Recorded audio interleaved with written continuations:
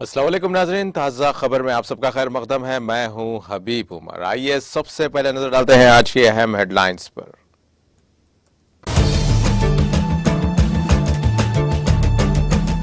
Poland में 2 अफराद की हलाकत, मुमकिन तौर पर यूक्रेन के मिसाइल हमले का नतीजा, नाटो के सेक्रेटरी जनरल का बयान।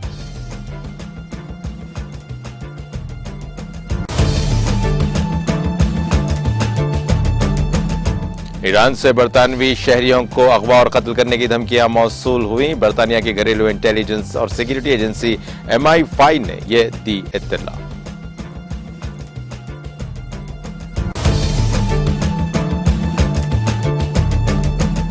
कांग्रेस कायद सरजेवाला ने कर्नाटक के वजीर आला बोम्मई से इस्तीफा का किया मुतालबा। BBMP और इंतखाबी अथॉरिटी पर वोटर डेटा चोरी करने का लगाया इल्जाम।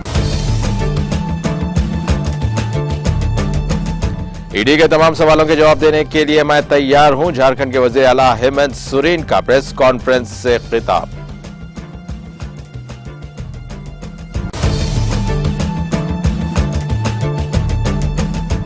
अगर अवाम कामयाब बनाकर असेंबली नहीं भेजेंगे तो मेरे लिए 2024 के इंतखाबात आखिरी होंगे। AP के साबिक वजीर आला चंद्रबाबू नायडू का सनसनीखेज बयान।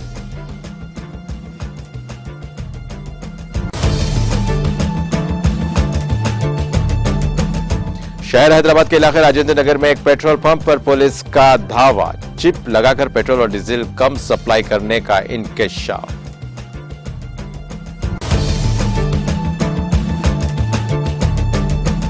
जिला सिद्दीपेट में अवामी निजाम तकसीम के 30 टन चावल जब्त, गाड़ियों की तलाशी के दौरान पुलिस की कार्रवाई।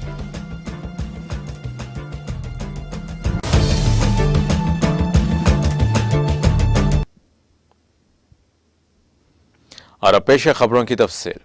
नाटो ने कहा कि पोलैंड में मंगल के रोज 2 अफराद की हलाकत मुमकिन तौर पर यूक्रेन के मिसाइल हमले के नतीजे में हुई है। नाटो के सेक्रेटरी जनरल जेनिस स्टोल्टनबर्ग ने मीडिया को यह इत्तला दी। उन्होंने यूक्रेन की सरहद के करीब होने वाले धमाके की तहकीकात के दौरान BC को बताया कि यूक्रेन का फिजाई दिफाई मिसाइल हो सकता है। यूक्रेन का कहना है कि यह मिसाइल रूस ने दागा था। यूक्रेन के सदर व्लादिमीर जेलेंस्की ने टेलीविजन पर नशर होने वाले तबसरे में कहा कि मुझे कोई शक नहीं कि यह हमारा मिसाइल नहीं है।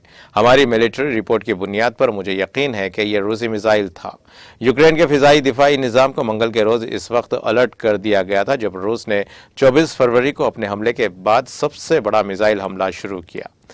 स्टोल्टनबर्ग ने कहा कि नाटो के यूक्रेन को मजीद जदीद फिजाई दिफाई निजाम फराहम करने का वादा किया है। यूक्रेन नाटो इत्तेहाद का रुकन नहीं है, जबकि पोलैंड नाटो का रुकन मुल्क है।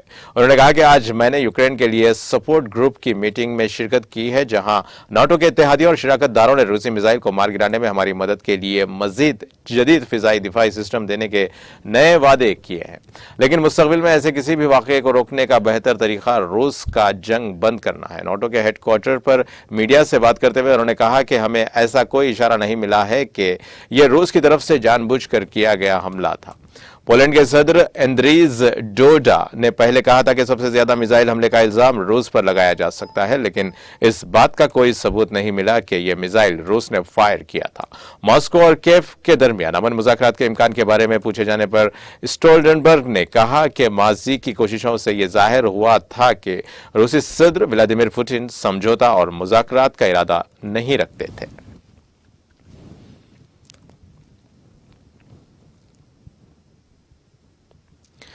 रवां बरस ईरान की जानिब से बरतानवी शहरियों या बरतानिया में रहने वाले लोगों को अगवा या कत्ल करने की कम से कम 10 धमकियां मौसूल हुई हैं। बरतानिया की घरेलू इंटेलिजेंस और सिक्योरिटी एजेंसी MI5 ने यह इत्तला दी। MI5 के सरबराह केन मैककेलम ने बरतानिया को दरपेश खतरात के बारे में अपनी सालाना अपडेट में यह एदाद-ओ-शुमार पेश किए हैं।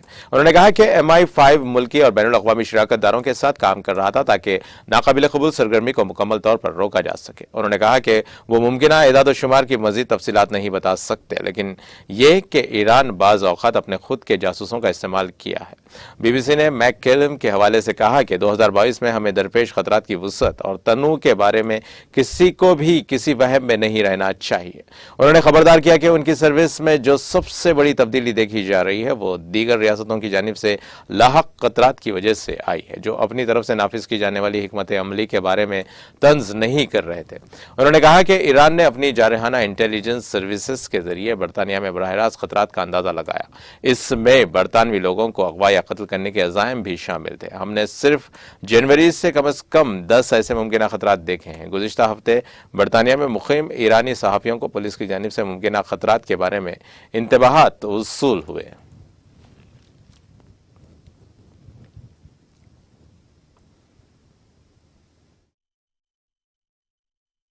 Today, I'll give our annual public update on the threats the UK is facing and what MI5, with partners, is doing about them. No one should be under any illusion about the breadth and variety of the threats we face in 2022. We've seen Putin's illegal invasion of Ukraine bringing war to Europe, raising national security questions many thought consigned to the history books. We're seeing an increasingly assertive Chinese Communist Party using overt and covert pressure to bend other countries to its will. Instability in Iran is bringing real-world consequences here.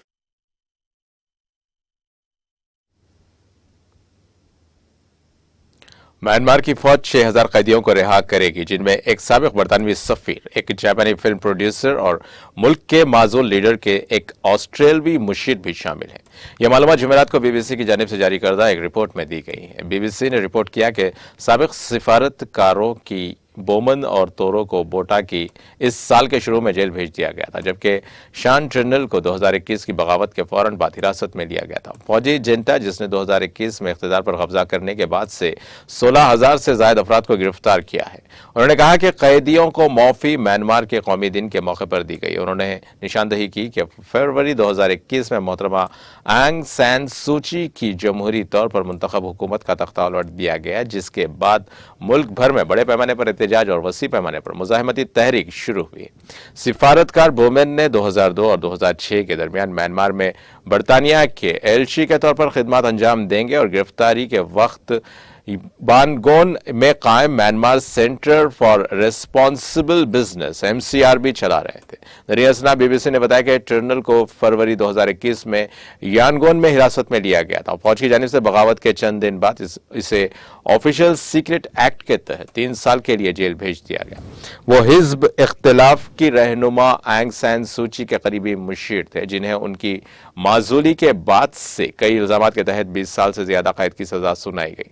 दस्तावेजी film साज तोरो को बोटा को जुलाई में Yangon में हुकूमत मुखालिफ rally के करीब से गिरफ्तार किया गया था। उसे बगावत और इलेक्ट्रॉनिक कम्युनिकेशन एक्ट की खिलाफ वर्जी के इल्जाम में 10 साल कैद की सजा सुनाई गई थी।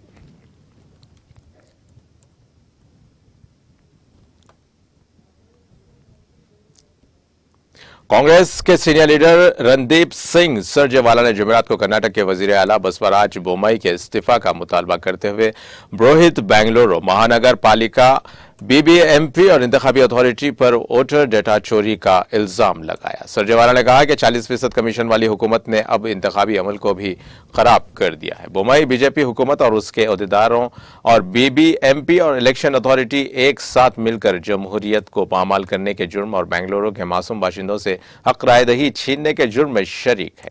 साबिक वज़ीर आला सिद्धरामैया ने रियासती इंतजामिया को 40% हुकूमत लुटेरों और घपलों से भरी हुई करार दिया था। कांग्रेस लीडर ने कहा कि Chillam educational and rural development institute नाम की एक प्राइवेट तंजीम ने वोटर डेटा इकट्ठा करने का बड़ा घपला किया है। उन्होंने इल्जाम लगाया कि चिल्लम के मुलाजिमीन ने BLO के तौर पर 28 असेंबली हलकों में वोटर का डेटा इकट्ठा किया, जिसमें जात, मजहब, उम्र, जिन्स, मादरी जबान, इज़्दिवाजी हैसियत, आधार नंबर, फोन नंबर, पता, वोटर ID नंबर और वोटर्स के ईमेल एड्रेस जैसी मालूमात शामिल थी।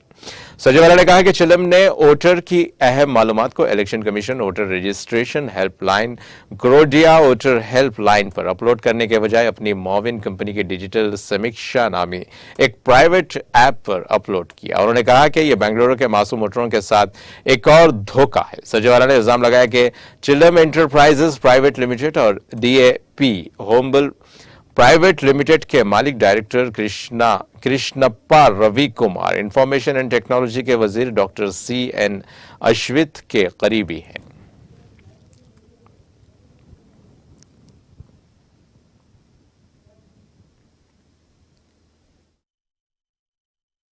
An election.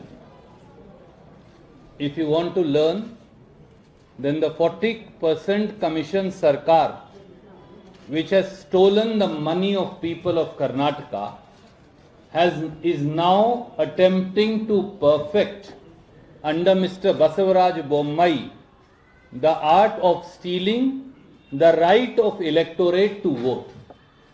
I want to tell all fellow Kannadigas, your vote, your right to elect a representative is now being stolen by Mr. Basavaraj Bommai and his government. Fraud, impersonation, stealing voter data, and conspiracy of Mr. Bommai and BBMP now stands exposed with documentary evidence.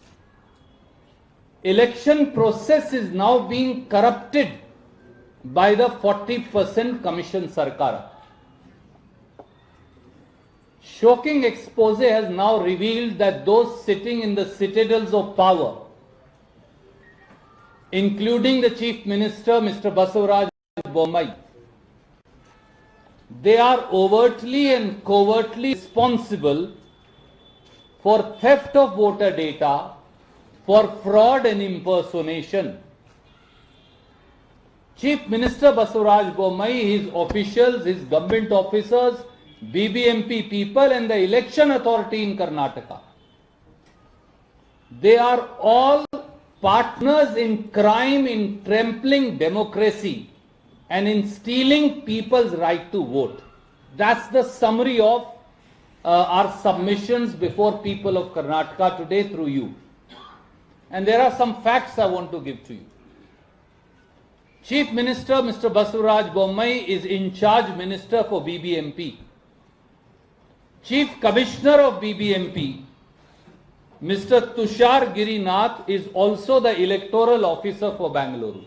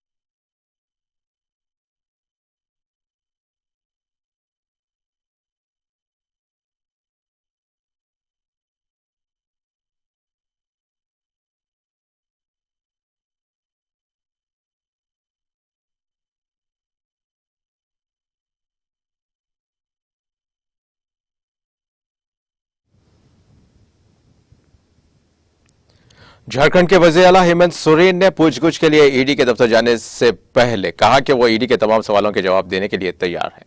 आज अपनी सरकारी रहायशगाह पर मुनक्किदा एक press conference में वज़ीर आला सोरेन ने अपने ऊपर लगाए गए इल्जामात की तरदीद की और कहा कि ईडी की कार्रवाई से ऐसा लगता है जैसे मैं मुल्क से फरार होने वाला हूं। उन्होंने कहा कि ईडी जैसी एजेंसी को तहकीकात के बाद ही आईनी ओहदे पर फायज किसी शख्स के खिलाफ किसी किस्म का इल्जाम लगाना चाहिए। वज़ीर आला ने कहा कि ईडी को पहले ही एक खत भेजा है कि 1000 करोड़ के घोटाले के बारे में नोटिस कैसे आया, क्योंकि पूरी रियासत में स्टोन चिप्स की कीमत 1000 करोड़ नहीं होती है। उन्होंने कहा कि इल्जाम की बुनियाद कैसे बनी और कैसे नहीं, ये समझ से बालातर है। जो इल्जाम लगाए गए हैं वो कहीं से मुमकिन नजर नहीं आते। सुरीन ने कहा कि वो ईडी के दफ्तर जा रहे हैं और उनके तमाम सवालात का जवाब देंगे। उन्होंने कहा कि वो पहले भी तहरीरी जवाब भेज चुके हैं। ईडी रियासत में गैरकानूनी कानूनी की जांच कर रही है। उन्होंने कहा कि वो वजीर आला हैं और एक आईनी ओहदे पर फायज हैं, लेकिन लगता है कि मैं मुल्क से फरार होने वाला हूं। मुल्क से सिर्फ ताजिर भागे हैं, कोई सियासतदान नहीं। उन्होंने कहा कि उनकी हुकूमत को गैर मुस्तहकम करने की साजिश हो रही है। अपोजिशन उनकी हुकूमत के क़याम के बाद से ही हुकूमत गिराने की साजिशें कर रही है। उन्होंने एक गवर्नर को निशाना बनाते हुए कहा कि गवर्नर का खत नहीं खोला जा रहा है और वो भी सियासत कर रहे हैं और हुकूमत गिराने वालों का तहफ़्फ़ुज़ दे रहे हैं।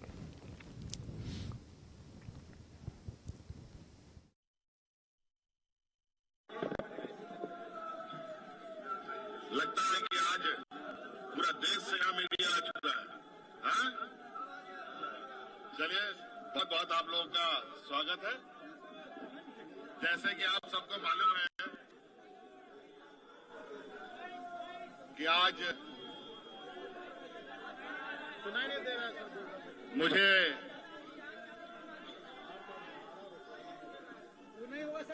ईडी के दफ्तर में जाना है, जैसे कि मुझे सम्मन दिया गया है। और उस संदर्भ में जो राज्य में इल्लीगल माइनिंग की जांच ईडी कर रही है, उस संदर्भ में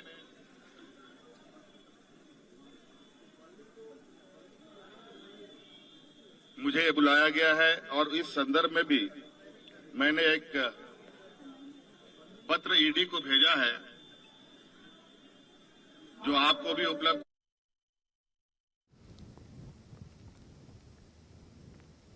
हिमाचल प्रदेश के जिले सोलन में इमारत की तामीर के दौरान कल देर रात मलबा गिरने से 3 मजदूरों की मौत हो गई। यह हादसा जिले सोलन में धर्मपुर के सहारडी में पेश आया। जब मलबा गिरा उस वक्त मजदूर वहां काम कर रहे थे। हादसे में 3 मजदूर मलबे तले दब गए। हादसे का इल्म होते ही जेसीबी की मदद से मलबा हटाया गया है। तब तक 2 मजदूरों की मौत हो चुकी थी, उनकी लाशें निकाल ली गई। तीसरे जख्मी मजदूर ने भी बाद में दम तोड़ दिया। इत्तलात के मुताबिक यहां प्राइवेट स्कूल की इमारत की तामीर की जा रही है। इस इमारत की तामीर के लिए स्टेयरिंग लगाई जा रही थी, जिसके दौरान यह हादसा पेश आया। सोलन के पुलिस सुपरिंटेंडेंट वीरेंद्र शर्मा ने बताया कि इस हादसे में 3 लोगों की मौत की तस्दीक हुई है। मलबे की जद में आने वाले 3 मुहाजिर मजदूर हैं। हादसे की तहकीकात की जा रही है। हिमाचल के वजीर सेहत राजीव सेजल ने भी जिला इंतजामिया को मामले की तहकीकात का हुक्म दिया। हिमाचल प्रदेश के जिले बंडी में बुध की रात जलजले के हल्के झटके महसूस किए गए। जराये के मुताबिक रेक्टर स्केल पर जलजले की शिद्दत 4.1 बताई गई है।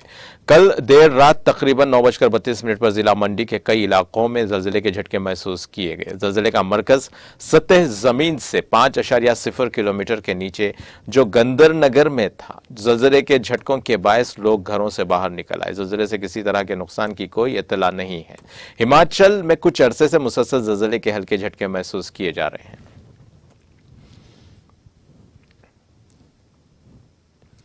मगरबी बंगाल के मुर्शिदाबाद जिले में एक 6 साला लड़के की तृणमूल कांग्रेस के मेंबर पार्लियामेंट अबू ताहिर खान के कार की जद में आ जाने की वजह से मौत हो गई। मुकामी मीडिया के मुताबिक यह वाकया प्यार खाली गांव के करीब पेश आया। अबू ताहिर खान अपनी कार से बहरामपुर जा रहे थे। हलाकत की खबर फैलने के बाद से इलाके में एहतजाजी मुजाहरे और सड़कें बंद हैं। लड़के की उम्र भी मुख्तलिफ तौर पर 4, 5 और 7 साल बताई गई है। पुलिस ने कार ड्राइवर को गिरफ्तार करके गाड़ी को कब्जे में ले लिया। पुलिस अफसरान और ऐनी शाहिदीन के मुताबिक लड़का खेल रहा था कि वो गाड़ी के सामने आ गया। लड़का शदीद जख्मी था और मेंबर पार्लियामेंट उसे करीबी हॉस्पिटल ले गए, जहां उसे मुर्दा करार दिया गया। सीनियर पुलिस ऑफिसर ने यूएनआई को बताया कि हमने गाड़ी के ड्राइवर आलमगीर मंडल को गिरफ्तार करके गाड़ी कब्जे में ले ली है। एक मुकदमा भी दर्ज किया गया। एक ऐनी शाहिद ने लड़के के वालिद हमीदुल हक के हवाले से बताया कि रुकने पार्लियामेंट की कार तेज रफ्तारी से चल रही थी। ताहम अबू ताहिर खान ने इस बात की तरदीद की है कि उनकी कार तेज रफ्तारी से चल रही थी। कुछ दुकानदारों का कहना है कि कार के ड्राइवर ने इस बात का ख्याल नहीं रखा कि बच्चा खेल रहा है। मेंबर पार्लियामेंट ने सहाफियों को बताया कि तदफीन में वो लड़के के गांव जाएंगे और उसके वालिदैन से मुलाकात करेंगे।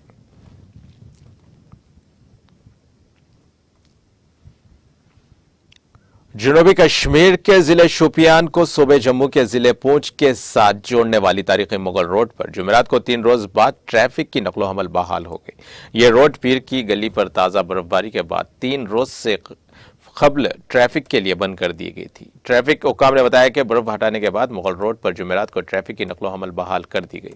इधर वादी को मुल्क के बाकी हिस्सों के साथ जोड़ने वाली श्रीनगर जम्मू कौमी शाहराह पर ट्रैफिक की नकलो हमल हस्बे मामूल जारी है।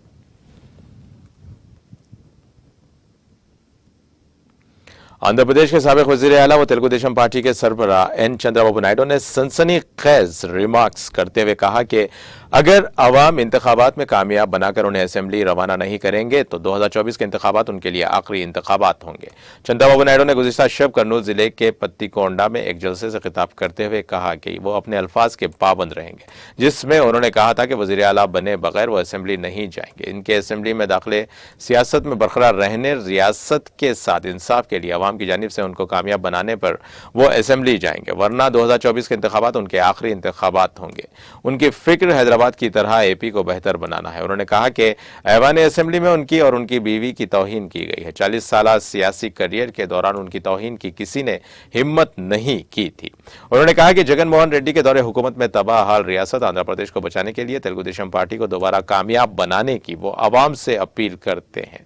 उन्होंने वाज़ेह किया कि रियासत तभी बच सकेगी जब जगन को शिकस्त होगी। अगर वो इंतखाबात में कामयाब नहीं हुए तो 2024 के इंतखाबात उनके लिए आखिरी होंगे। चंद्रबाबू नायडू ने कहा कि इख्तिदार पर वापसी के बाद फलाही स्कीमात को वापस लेने का उनके खिलाफ झूठा प्रोपेगेंडा किया जा रहा है। इस पर यकीन करने की जरूरत नहीं है। इख्तिदार में वापसी पर वो उन स्कीमात को मजीद बेहतर तरीके से नाफिज करेंगे। उन्होंने निशानदेही करते हुए कहा कि वाईएसआर कांग्रेस दौर में असेंबली गौरव सभा में नहीं गौरव सभा बन गई है। असेंबली इंतखाबात में कामयाबी के जरिए असेंबली को गौरव सभा बनाकर वो ऐवान में दाखिल होंगे। उन्होंने कहा कि वो जगन की हुक्मरानी को रिवर्स गियर में डालेंगे।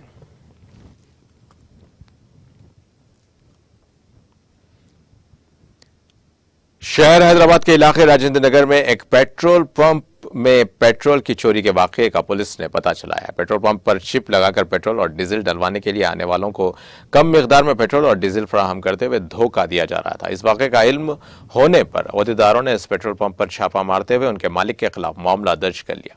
गाड़ी सवारों ने पुलिस से शिकायत करते हुए कहा था कि राजेंद्र नगर पिल्लर नंबर 313 पर वाकई इस पेट्रोल पंप पर चिप लगाते हुए धोखा दिया जा रहा है और कम पेट्रोल और डीजल सप्लाई की जा रही है। इस शिकायत की बुनियाद पर पुलिस ने महकमे औजान और पैमाइश सिविल सप्लाईज के साथ मिलकर इस पेट्रोल पंप पर छापा मारा और इस चिप को बरामद कर लिया, जिसके जरिए धोखा दिया जा रहा था। पुलिस ने इस चिप को जब्त कर लिया और इस खुसूस में पेट्रोल पंप के मालिक के खिलाफ मामला दर्ज कर लिया।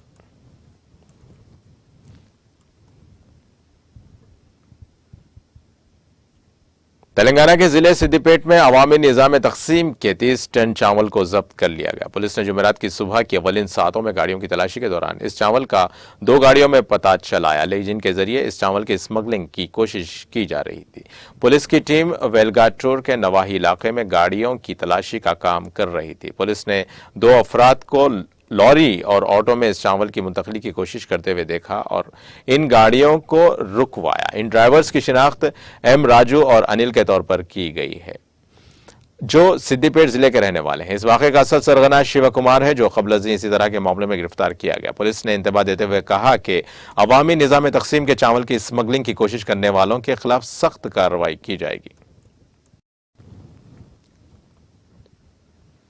तेलंगाना में सर्दी की शिद्दत दिन ब दिन इजाफा होता जा रहा है। महकमे मौसमियात के मुताबिक रियासत में अकल तरीन दर्ज हरारत मुत्तहदा आदिलाबाद जिला में दर्ज किया गया।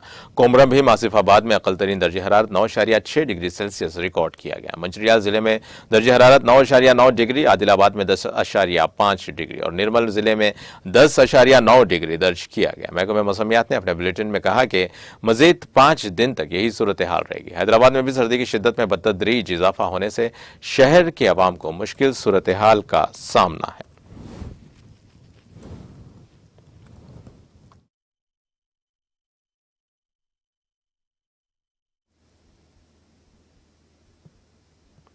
और अब आइए आखिर में डालते हैं हेडलाइंस पर एक और नजर।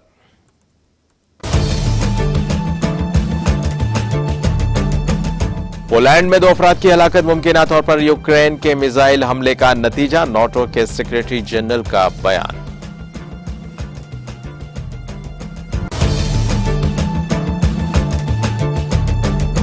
ईरान से बरतानवी शहरियों को अगवा और कत्ल करने की धमकियां मौसूल, बरतानिया की घरेलू इंटेलिजेंस और सिक्योरिटी एजेंसी MI5 ने यह दी इत्तला।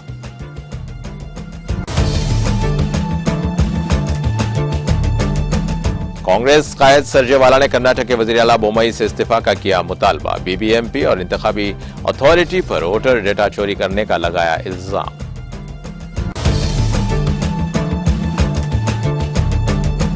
ईडी के तमाम सवालों के जवाब देने के लिए मैं तैयार हूं, झारखंड के वजीर आला हेमंत सोरेन का प्रेस कॉन्फ्रेंस से खिताब।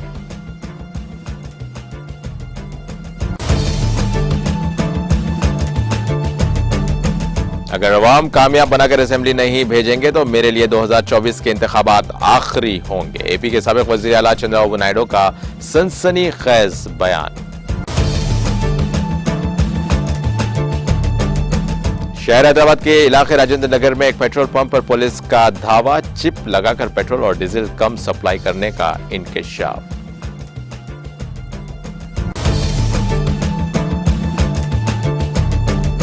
जिला सिद्दीपेट में अवामी निजाम तकसीम के 30 टन चावल जब्त, गाड़ियों की तलाशी के दौरान पुलिस की कार्रवाई।